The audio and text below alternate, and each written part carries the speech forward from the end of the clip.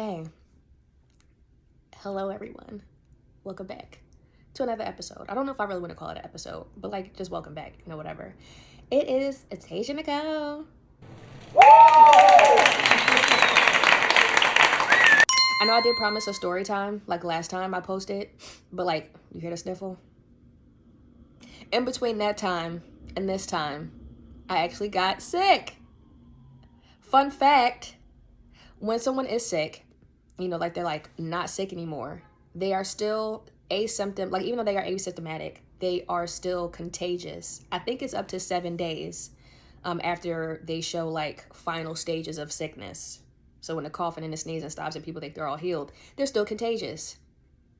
And I looked that up as I was laying in my bed, dying, because somebody got me sick. Lying to me. Like, I'm not sick no more. We gotta hang out. I'm not sick no more. And they was the hell sick. And I got sick too. Anyway, so you'll hear me sniffling. If you don't like it, well. But yeah, as I was like laying in my bed dying of death, I was like, story time about like relationships first. No, it's a little too deep. It's a little too deep. I'm still getting to know y'all. And y'all still getting to know me. I ain't about to just give up on my mixtapes. I'm just meeting y'all folks. Okay? But I'm going to start off with friendships. I don't have many friends, and I like it that way. That's on purpose. It is actually a purposeful thing. You go back a lot, watch the last video, you'll probably see why. And honestly, as you get to know me, you'll probably understand why a bitch don't really have that many friends. Because I gets the hell on. Tasia Nicole gets out of Dodge. I got a jet. I got to go. I got to get out of here. I don't stay around people long. You give me a problem, I got to go. Never talk to you again, and I don't even mind. Like, I swear to God, I don't mind. It's like, I don't do confrontation. I try not to do confrontation because it's really, I think when people do stuff to you and they do bad stuff to you, they know they're doing it. I don't care what anybody says. They know they are doing it. If somebody does something to you that you've never seen them do to anybody else, that you've never really thought they were capable of doing, they did it to you on purpose. That's it. Some of the stuff that people have done to me, I would have never done it to another single human person alive. Human being. Why did I say human person? Doesn't matter. But I would never do it. So that's why I don't accept apologies. I don't accept apologies really from anybody. And if I do accept an apology, beware. Because not right now at this age. In my earlier 20s, I had plans on getting your ass back. So I was filled with rage and vengeance. But not anymore. Because we are developed and we're in therapy. But I do have a story time. So anyway, I was laying in my bed and also I'm in therapy. And me and my therapist have been talking about vengeance. Because it's no longer needed. She says it's no longer needed. To hell with that. I think it's the fuck needed. Okay? Because me, I want to get my get back. Okay?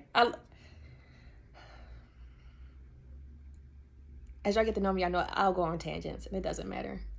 But anywho, I remember I fell out with a friend, and then my grandma said to me, she said, I was trying to figure out, like, why the hell did this person do such a thing to me? Like, that was such a weird thing to do. Like, what is going on? Like, what is going on? Like, I just couldn't. There are certain things I can't fathom because I don't move on that sort of time with people. Like, I don't really have thoughts to do weird stuff to people other than just, like, not talk to them. Like, the worst I will do is just not talk to you. But it's typically because you've done something to me. I don't really comprehend like jealousy. I don't really comprehend like people being insecure. I don't really feel insecure. Like I could meet like or have a person around me and it's like, oh wow, like they encourage me to do more. But I've never in my mind thought like, oh wow, I'm insecure and I'm about to do something weird because this person makes me feel insecure.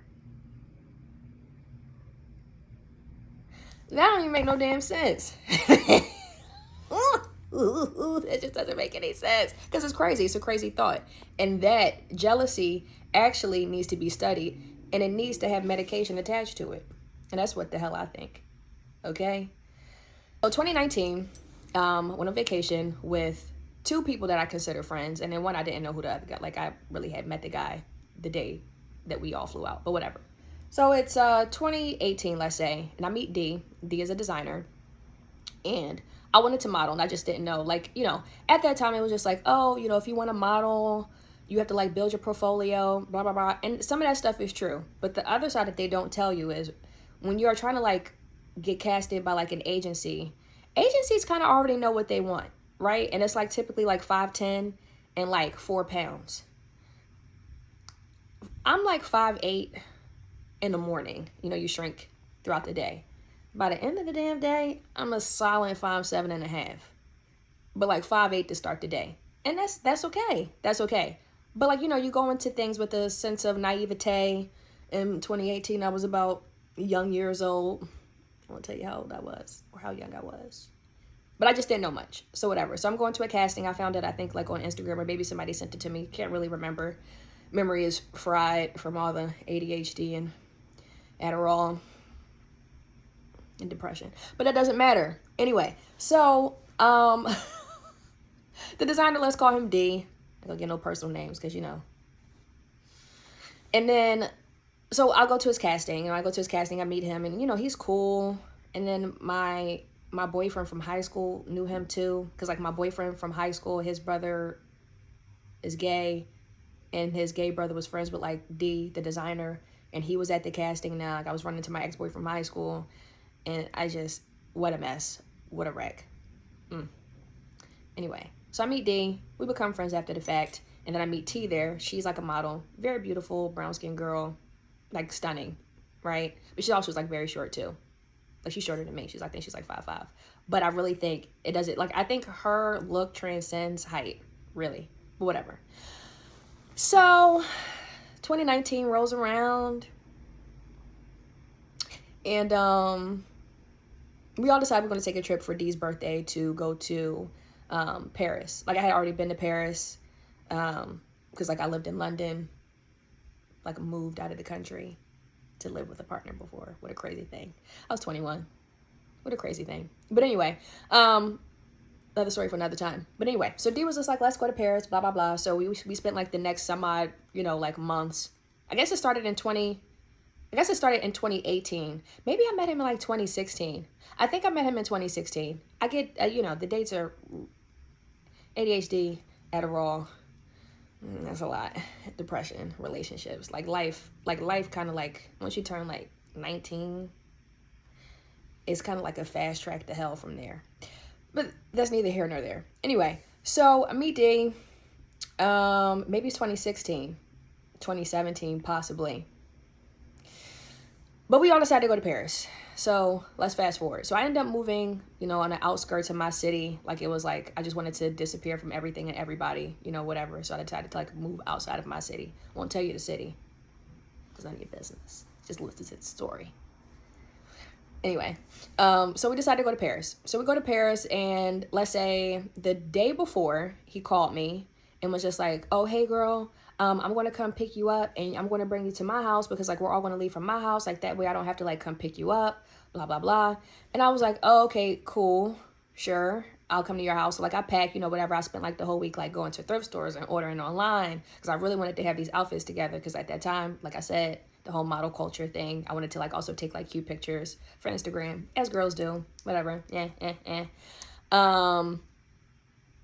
So when he came to pick me up, and I went to his house, and then when I got to his house, it was like, there was a lot of furniture outside. This is going to make sense later.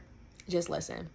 It was a lot of furniture outside. There were like dressers, bed frames. It was like all this furniture outside. And I'm looking like, why the hell is there so much furniture? So I'm thinking they're just like maybe starting over. Me in my mind, like, okay, they're just starting over. Cool.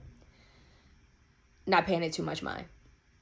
So we go inside, and it's like, I see like air mattresses, like where people are like, you know, there's like air mattresses in the living room. I'm like, I wonder why there are air mattresses. Like, I just couldn't figure out why, like, every room had an air mattress, and like the house was pretty much like naked except for like the TV. So we're talking about clothes, and he was like, oh, let me see what you got. So I'm like showing him my stuff, and like he was looking at it like, oh, like I pulled out this pocketbook, like I had found at like the thrift, you know, whatever. It was like, I couldn't find the one that I was looking for online. So I was like, let me just get something that's like sort of similar. And it wasn't like the cutest, but it was like something similar, like, it doesn't matter. But I pulled out my bag. He was like, oh, look at this. Like, oh, it doesn't really look great. Oh, I don't really like this. It's like a grandma bag. The hating shit. Whatever. So, we're going through my stuff. He's looking at my stuff, and I close my suitcase, whatever. We go to bed. So we go to bed, and when I wake up in the morning, like I see him like on the edge of the bed, and he's like kind of looking at me like this. And I wake up like, and he's like, I'm about to go pick up T, because like he was going to pick her up and pick up the other guy. Let's name him like A. That wasn't my friend. I didn't really know him at all. But he's like, I'm going to go pick them up so we can like kind of head out and you can like start getting dressed. So I get up, and then like immediately like my wrist is like itchy. Like my wrist is itching. And I was like, oh, okay. Like that's weird. My wrist is itching.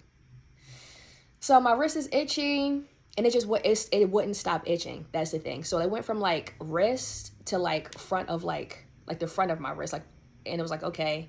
And then like the side of my arm, like it was itchy, and I just couldn't figure out what it was. And like his mom was making breakfast, sweet lady, she was making breakfast, and I just kept like it got, and like it intensified, like the itching intensified.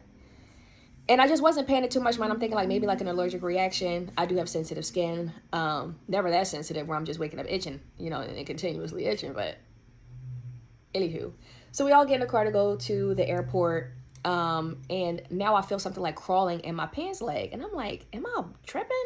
I never grew up in a house with bugs. So I'm really not used to the experience of bugs crawling through my clothes. So I just wasn't privy to what it felt like for a bug to be crawling in my clothes after after leaving the house or while in the house.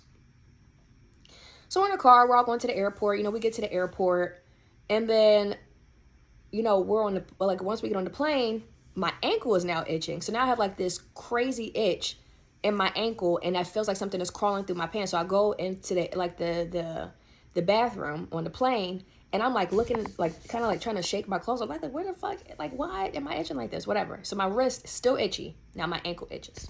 Like, okay, whatever. So we finally get to Paris. It's like it was maybe like I don't know if it was like a direct flight. I think it was a direct flight going to Paris. It was like 7 hours or something like that. 8 hours, whatever. So we get there. And like we get there, he wants to I think it was the day of his birthday that we got there.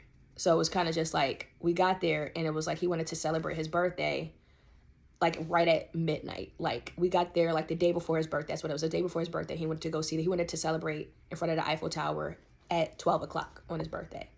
So me and T, we're getting ready. He's upset, like, oh, y'all had all day to get ready. And it really wasn't really all day because we got there late. Like we got there in the evening. And then like we were tired as hell because we're also jet lagged. So everybody's sitting around like everybody is sitting around. So me and her are getting ready because she and I, we're getting ready.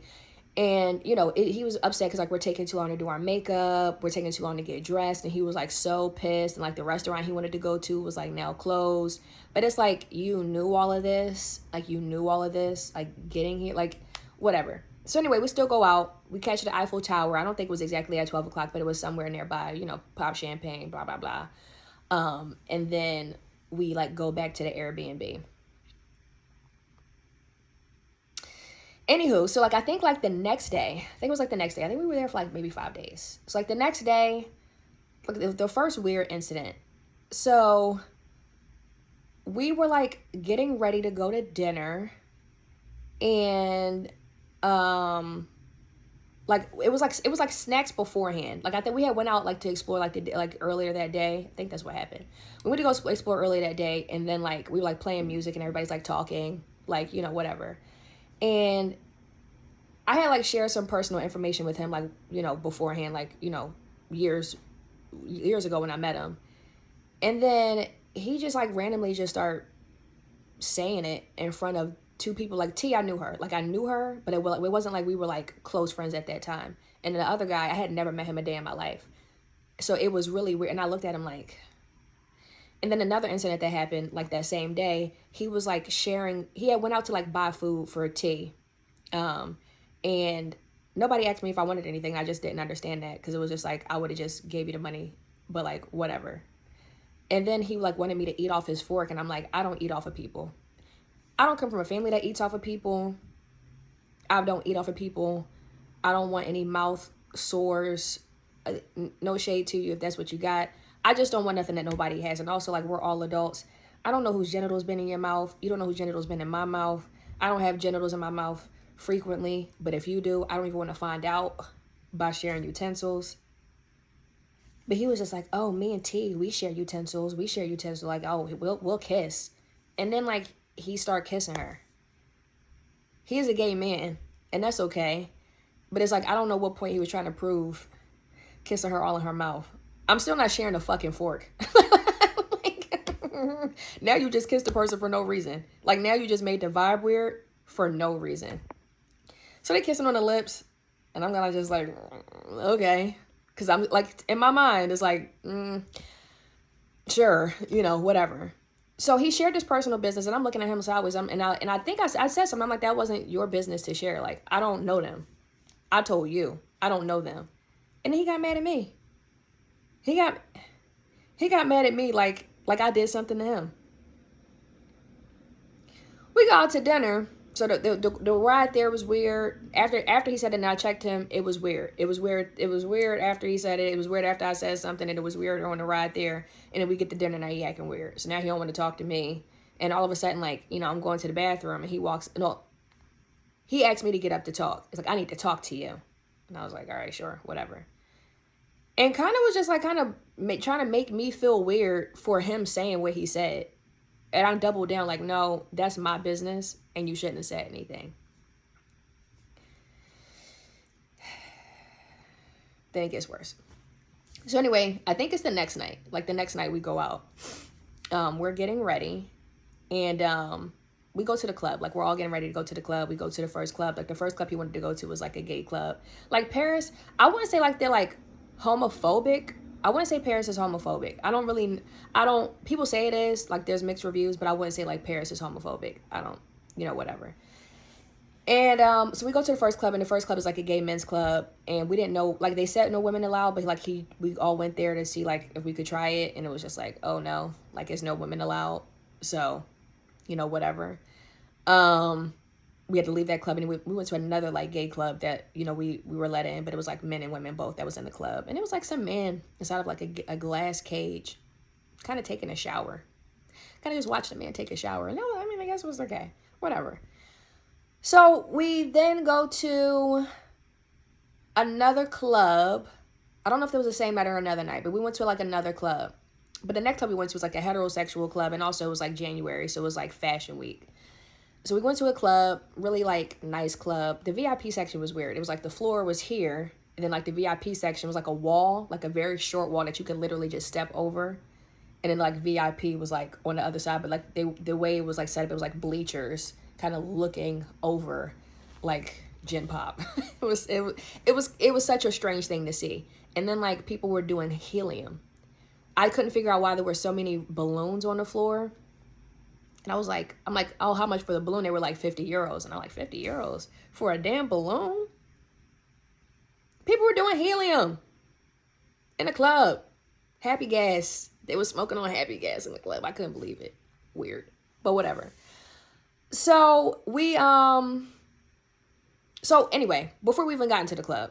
So we get to the club. He had assless chaps on. This is the friend of D that I didn't really know. Nice guy. He had ass chaps on, but like it was like crotchless ass chaps, or chaps, just chaps. I'm calling them assless chaps. They're just chaps. So the things about the club, it was just like, I don't know. They told him he couldn't come in because like he had like chaps on, and like you can see like he had like not tighty whities, but kind of like regular underwear, like white underwear, like and they were just like, you can see your genitals, like you can't come in here. And then he pointed at me and T like, oh, look what they have on. Like, they're barely dressed. And the guy was like, yeah, but like, they're women.